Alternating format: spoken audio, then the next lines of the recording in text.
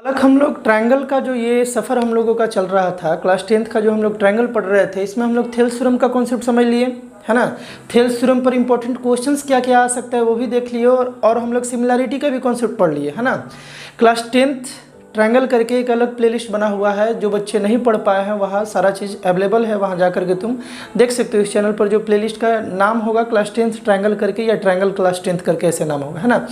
यहाँ ध्यान से देखोगे बालक, इस वीडियो पार्ट में हम लोग पार्ट 4 जो ट्रायंगल का है, इसमें हम लोग सिमिलैरिटी के कॉन्सेप्ट पर यानी एस ए जो सिमिलैरिटी का केस है, इस पर क्या क्या क्वेश्चंस बन सकता है, सिमिलैरिटी से क्या क्या क्वेश्चंस इंपॉर्टेंट जो आ सकता है तुम्हारे एग्जामिनेशन में, वो हम लोग डिस्कस करेंगे। तो ध्यान से देखोगे बालक, पहला क्वेश्चन ये है, सारा इंपॉर्टेंट ही हम सेलेक्ट किए हुए हैं। हम लोग इससे क्वेश्चंस करते करते हम लोग कॉन्सेप्ट भी हम लोगों का रिवाइज होगा और सारा कुछ इंपॉर्टेंट क्वेश्चंस भी हो सकता है। चांसेस है कि जो भी हम क्वेश्चंस करा रहे हैं उसमें से कुछ क्वेश्चंस डायरेक्ट भी आ जाए, क्योंकि सारा प्रीवियस ईयर या इंपॉर्टेंट ही कराया जा रहा है। बात समझ में आ रहा है कि नहीं आ रहा है, तो देखा जाए। ध्यान से देखोगे, दो पॉलीगन जो है have same number of sides are similar. दो पॉलीगन जिसके पास साइड सेम हो, जैसे दो ट्रायंगल का कितना कितना साइड होगा, 3 साइड होगा, दो क्वाड्रिलेटरल का 4 साइड होगा। तो दो पॉलीगन जिसके पास सेम साइड हो, दो पॉलीगन जिसके पास सेम साइड हो, वो सिमिलर होगा अगर पहला ऑप्शन दिया गया है their corresponding sides are proportional, उसका कोरस्पॉन्डिंग साइड्स अगर प्रोपोर्शनल हो जाए, या their corresponding angles are equal, है ना। तो वो सिमिलर कब होगा, जब उसका साइड प्रोपोर्शनल होगा या जब उसका कोरस्पॉन्डिंग एंगल्स इक्वल होगा। तो पिछले वीडियो में हम लोग पढ़े थे बालक कि जिसका दो ट्रायंगल अगर सिमिलर है या दो पॉलीगन अगर सिमिलर है, तो उसका जो साइड है वो भी प्रोपोर्शनल होना चाहिए और एंगल है वो भी इक्वल होना चाहिए, कोरस्पॉन्डिंग एंगल भी इक्वल होना चाहिए। ये भी हम लोग देखे थे कि अगर क्वेश्चंस में दे दिया कि दो ट्रायंगल सिमिलर है, दो पॉलीगन सिमिलर है, तो उसका कोरस्पॉन्डिंग साइड अपने आप इक्वल हो जाएगा और उसका जो कोरस्पॉन्डिंग एंगल है वो भी अपने आप इक्वल हो जाएगा। बात क्लियर है ना। तो यहाँ पर बोला कि ये भी ऑप्शन सही है और ये भी ऑप्शन सही है, दोनों सही है। थर्ड ऑप्शन देखा जाए, बोथ ए एंड बी, मतलब कि पहला और दूसरा दोनों सही है। तो ये हम लोगों का काम का आंसर आया, ये तुम टिक करोगे। अगर OMR पर होगा, OMR पर ही हो रहा है, ऐसे एग्जाम होगा उसका भी अपडेट आ गया, हम तुरंत उसका वीडियो ला रहे हैं बालक। यहाँ पर देखो ए और बी दोनों ऑप्शन सही है, और थर्ड में क्या लिखा हो गया है, बोथ ए एंड बी, ठीक ना। और लास्ट है कि नन ऑफ द अबव, इसमें से कोई नहीं। ये तो गलत ऑप्शन है, ये हो नहीं सकता, ये भी सही है, ये भी सही है, तो हम लोग इसको टिक करेंगे बालक, क्योंकि इसके अनुसार ए भी सही है और बी भी सही है। तो ऑप्शन नंबर सी को तुम टिक कर लोगे, है ना। क्वेश्चन नंबर 2 देखेंगे, two figures having the same shape, दो फिगर जिसके पास सेम शेप हो and no necessarily the same size are called. दो फिगर जिसका शेप तो बालक सेम हो, दोनों सेम दिख रहा हो शेप, है ना, और उसका जो साइज है वो जरूरी नहीं कि वो इक्वल है, तो वो दोनों फिगर क्या होगा। देखो यहाँ से एक इंपॉर्टेंट बात भी हम लोग डिस्कस करेंगे, पहले इस क्वेश्चन को कर लेते हैं।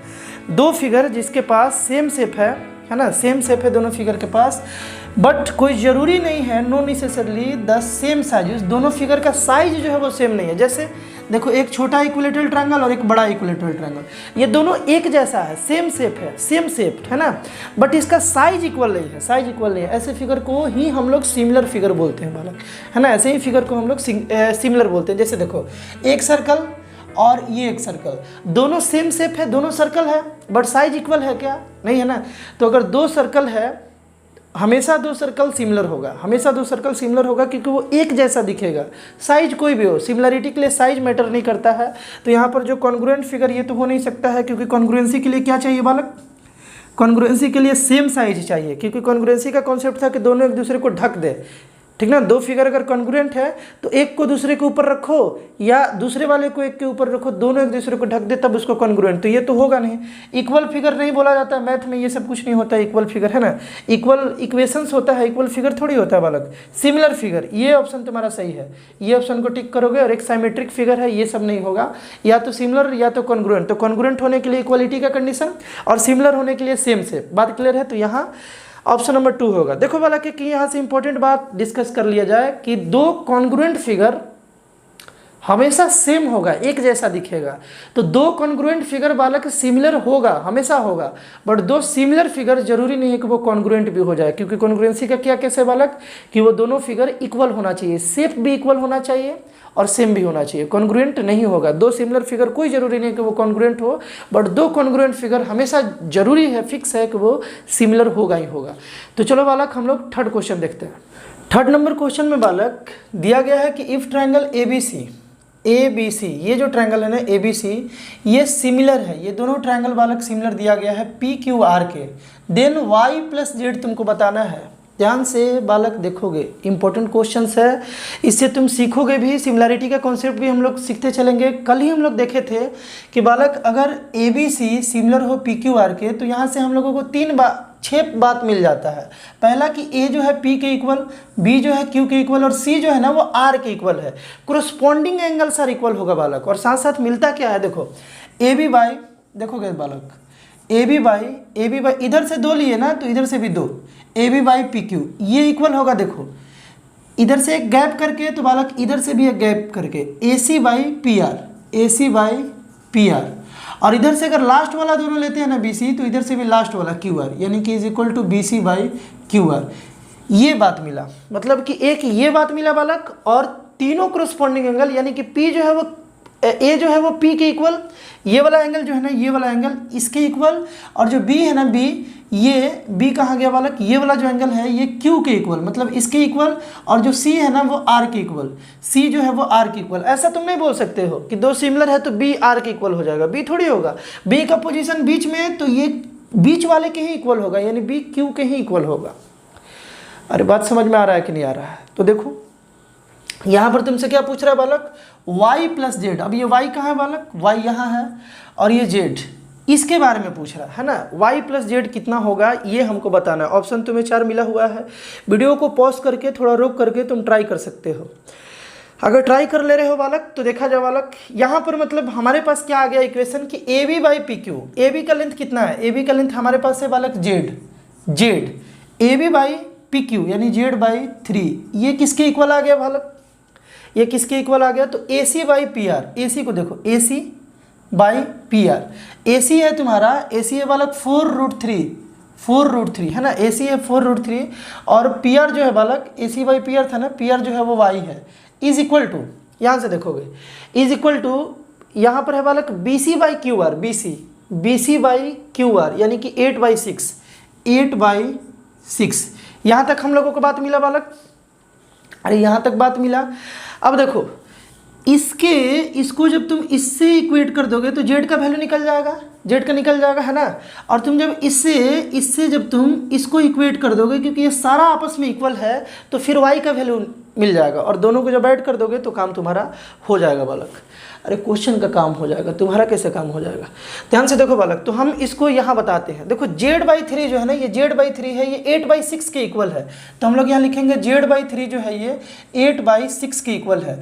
तो Z इज इक्वल टू कितना हो जाएगा, ये 3 इधर डिवाइड में इधर गया तो मल्टीप्लाई में 8/6 इंटू 3 हो जाएगा, और 3 से ये 6 कितने बार में, 2 बार में बालक, और 2 से 8 कितने बार में, 4 बार में। तो Z का वैल्यू कितना आ गया, Z इज इक्वल टू 4।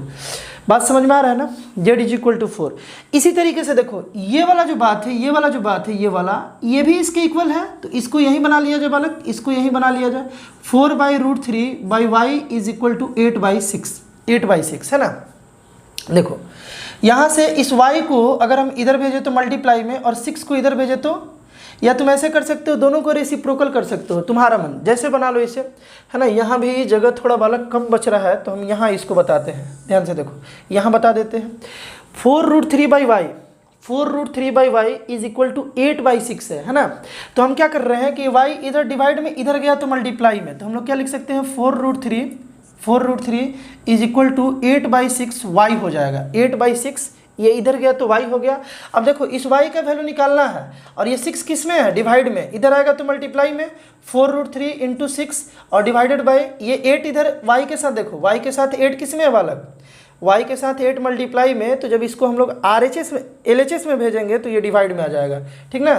देखो 4 से कितने बार में, 2 बार में, है ना, और ये 2 से कितने बार में, 3 बार में, तो 3 इंटू √3 कितना आ गया, y का जो वैल्यू है बालक, y का जो वैल्यू है 3 इंटू रूट 3 कितना आ गया बालक, 3√3 आ गया। अब देखो तुम z का वैल्यू 4, z का वैल्यू 4 और y का जो वैल्यू है 3√3, तो z प्लस वाई कितना आ गया, z प्लस वाई बोला था ना, या y प्लस z एक ही बात है।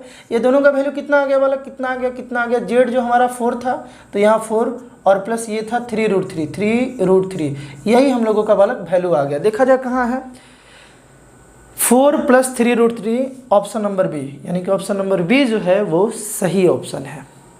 तो आई होप इस क्वेश्चन से सिमिलरिटी का कॉन्सेप्ट भी तुम समझे होगे बालक। चलो इस क्वेश्चन को देखते हैं। सारे क्वेश्चंस को तुम पहले खुद अटेम्प्ट करके, खुद ट्राई करके देन सॉल्यूशन देखोगे तो ज़्यादा बेनिफिट होगा तुम्हें बालक, है ना। पहले स्ट्रगल करना जरूरी है क्वेश्चंस के साथ। इन द गिवन फिगर, इस फिगर में अगर देखो तुम, मतलब कौन सा फिगर, इस फिगर में देखो, इस फिगर में, है ना। In the given figure ACB जो है, ACB ये सिमिलर है APQ के। देखो ACB सिमिलर है APQ के, है ना, ये दोनों सिमिलर है। और AB तुमको 6 सेंटीमीटर दिया गया है, AB कहाँ है बालक, 6 सेंटीमीटर है। BC जो है कितना दिया गया है बालक, 8 सेंटीमीटर, BC 8 सेंटीमीटर। PQ जो है ना, PQ जो है ये 4 सेंटीमीटर दिया गया है। अब AQ पूछ रहा है तुमसे, AQ पूछ रहा है बालक, AQ, है ना। ट्राई करो, ऑप्शन भी तुम्हारे पास 4 है, ट्राई कर सकते हो। चलो हम बताते हैं। देखो बालक, हमें जो निकालना है उसी से मतलब रखेंगे। जैसे ही ये मिला ना, हम लोग इधर से AC नहीं दिया, AC को छोड़ दो। जब AC नहीं दिया तो स्टार्ट से हम लोग 2 नहीं लेंगे, जिससे मतलब है वही लेंगे। चलो क्या दिया है बालक, AB दिया है ना, तो इधर से AB एक गैप करके ना, AB एक बालक गैप करके, तो इधर से भी गैप करके AQ हो जाएगा।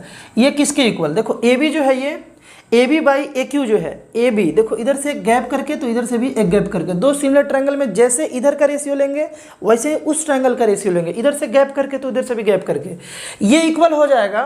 किससे मतलब है तुमको, BC से। तो देखो BC लास्ट का 2, ठीक ना, लास्ट का 2, तो ऊपर में लिखेंगे BC और इधर से लास्ट का 2 बालक PQ है।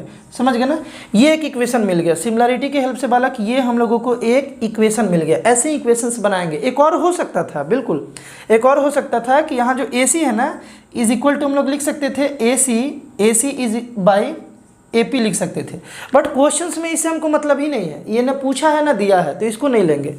जो हमारा यूज है उसी के अनुसार करेंगे हम लोग, है ना बालक। अब बताओ AB कितना दिया गया है, 6 डिवाइडेड बाई AQ निकालना था, AQ नीचे है बालक, इसी को निकालना था, इज इक्वल टू, यहाँ देखो BC कितना है बालक, 8 है, BC को 8 लिख लिए, और PQ कितना दिया है, 4 दिया है ना। अब ये इक्वेशन से AQ का वैल्यू तो बच्चा भी निकाल देगा भाई। क्या किया जाए, AQ को इधर भेज दिया जाए, AQ यहाँ डिवाइड में, इधर गया तो मल्टीप्लाई में, इधर गया तो बालक मल्टीप्लाई में, AQ इधर मल्टीप्लाई में, है ना। अब AQ को निकालना है बालक, तो ये सारी चीज़ों को इधर भेजना होगा। 4 इधर किस में, 4 यहाँ डिवाइड में, तो इस 4 को जब उठा करके तुम इधर लाओगे तो 4 किस में आ जाएगा बालक, मल्टीप्लाई में आएगा ना। और 8 इधर बच गया मल्टीप्लाई में AQ के साथ, 8 को इधर लाओगे तो 8 आ जाएगा डिवाइड में, 8 आ जाएगा बालक डिवाइड में। 4 से 8 कितने बार में, 2 बार में, और 2 से 6 कितने बार में बालक, 2 से 6 3 बार में। यानी AQ का जो वैल्यू है ना, देखो AQ का बालक जो वैल्यू है ये कितना आ गया, 3 आ गया, 3 सेंटीमीटर, यानी C is the right answer. तो आई होप कि सिमिलरिटी का कॉन्सेप्ट कैसे यूज करना है ये बड़ा इंपॉर्टेंट है, समझ रहे हो ना। ये बड़ा इंपॉर्टेंट है कि जब 2 ट्रायंगल हम लोगों को बालक सिमिलर दे रखा है ना, तो हम लोग क्या करेंगे, इधर से जो भी करेंगे, देखो इधर से एक गैप करके AB लिखे, ठीक ना, तो इधर भी एक गैप करके लिखेंगे डिवाइडेड बाई AQ, ठीक ना। इधर से बालक अगर हम BC लेंगे ना, तो इधर से हमको PQ लेना होगा, लास्ट का 2 तो इधर से भी लास्ट का 2, और ऐसे रेशियो लेके हम लोग बनाएंगे। और फाइनल बात ये है कि जो तुम्हारे क्वेश्चंस में रहेगा, जो दिया है या जो निकालना है बस उसी से मतलब है। मिलेगा तो तुमको 6 पोर्शन, देखो यहाँ हम लोगों को ये 2 ट्रायंगल सिमिलर दे रखा था, तो हम लोगों को यहाँ पर 6 पोर्शन मिल गया, है ना। देखो 1 2 3 4 5 6, मतलब 3 बोल लो कि मतलब 3 एक्सप्रेशंस मिल गया जिसके बीच में 2 इक्वल टू आ गए। लेकिन मान लो तुमको इससे मतलब है, 4 ही से मतलब है, तो यही उठा लो।